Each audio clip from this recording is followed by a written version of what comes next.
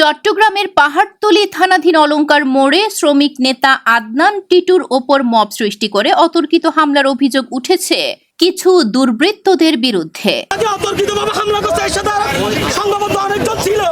এ সময় ভুক্তভোগী আদনান টিটু জানান, গত শুক্রবার রাতে শ্রমিক সংগঠনের মিটিং এর কথা বলতে গেলে জীবনের নেতৃত্বে রাসু, বাবলু সহ বেশ কয়েকজন তার উপর অতর্কিত হামলা চালায়। তারা পরিকল্পিতভাবে মব সৃষ্টি করে আমাকে বলছে, তুই যদি এখানে আসস কখনো তোরা আশা করবো আমি আজকে আসছি, এরা আমার থেকে টাকা টুকা চাই। জীবন বাবলু নামের কি বলে এই থানাতে কমিটিতে কি কি আছে আমার এর কল রেকর্ডে সব প্রমাণ আছে। প্রায় 10-15 জন ছিল। হ্যাঁ, এই আমার কাছে ভিডিও আছে। এরা যে আমার উপর হামলা করতেছে, জানি আমার উপর মব সৃষ্টি করে আমার উপর হামলা করতেছে।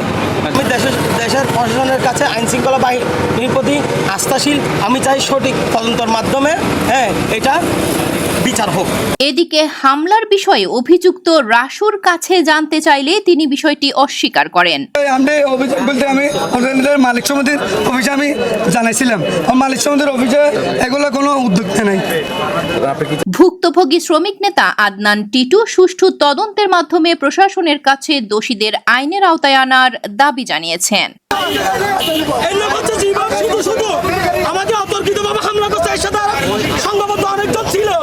ডেস্ক রিপোর্ট, খবরের চট্টগ্রাম।